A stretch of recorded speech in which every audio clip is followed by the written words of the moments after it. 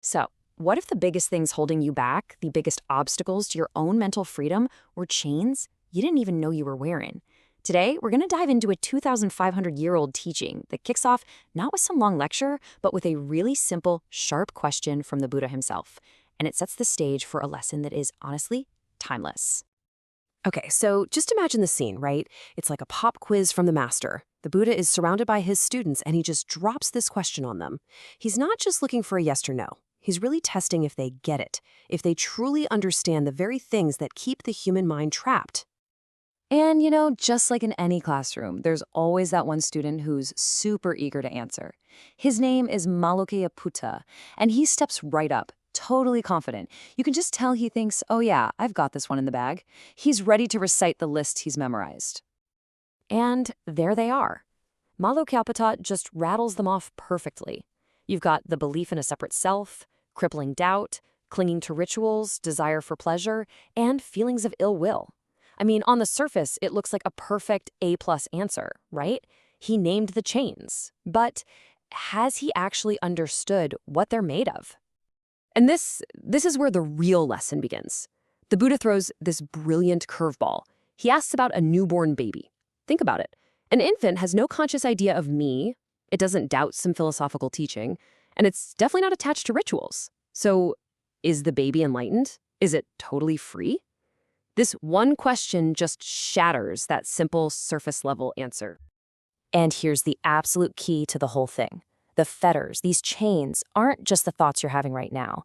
They are anusayo, which means latent, underlying tendencies that are just dormant in the mind. So even in a newborn baby, the potential for these chains is already there. It's like seeds buried in the soil, just waiting for the right conditions to sprout. It's not about what you're actively thinking, it's about what your mind is predisposed to do. Okay, so with that crucial idea of latent tendencies in mind, let's go back and look at these 5 chains again. But this time, let's look at them through the Buddha's much deeper lens to really get a handle on what's holding us back. First up, we have Sakkaya Ditthi.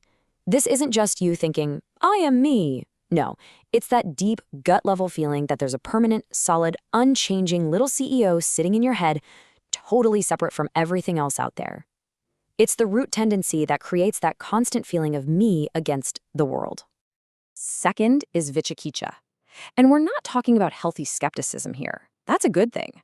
This is a corrosive, paralyzing kind of doubt. It's that underlying tendency to waver and hesitate, and it stops you from ever fully committing to a path of understanding, because deep down, you're not sure it's even worth it. It just keeps you stuck right where you are. Third, we've got Silabbataparamasa. This is a big one. It's the tendency to mistake the menu for the meal. It's that belief that if you just go through the external motions, whether it's a religious ceremony, a specific diet, or some new self-help routine, that you'll magically achieve inner transformation. It's clinging to the outer form without ever understanding the inner function. Number 4 is Kamacchanda. This is that powerful, almost gravitational pull we feel towards pleasant experiences.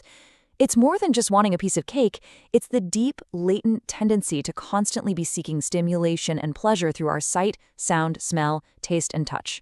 You could say it's the engine of craving. And finally, the 5th chain is Bhyapada. This is basically the flip side of the coin to sensual desire. If desire pulls things toward us, this is the latent tendency to push things away, to reject and harbor aversion towards anything we find unpleasant. It's our mind's automatic no to difficult feelings, tough situations, or challenging people. It's the engine of aversion.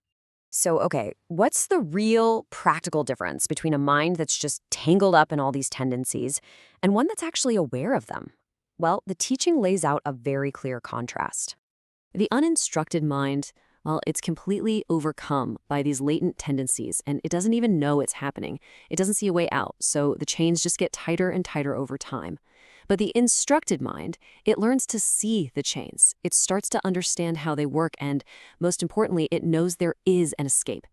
That awareness is literally the first step to freedom. And to really drive this point home, the Buddha uses this powerful analogy of a river.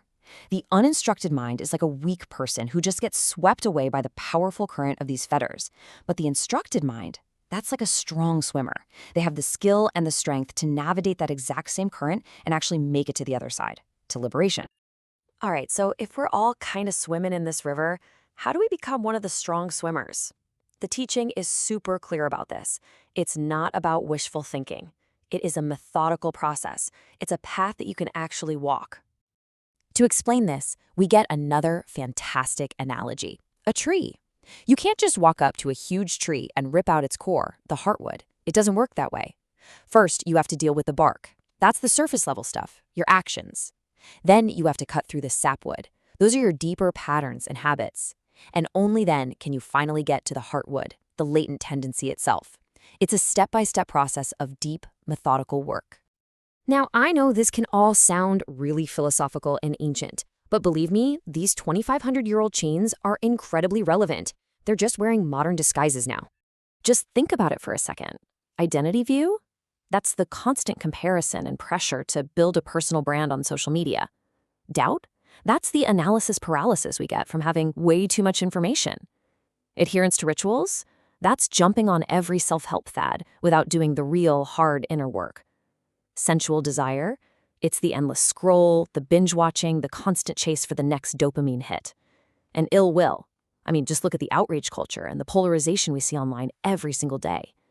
The chains are exactly the same. So this ancient teaching leaves us with a really profound challenge. It's not about breaking all 5 chains at once. That's not the point. The path begins with awareness. It begins with you just looking honestly at your own mind and asking a simple question. Which of these tendencies is most active in my life right now? Which chain will I start to understand and maybe begin to loosen first?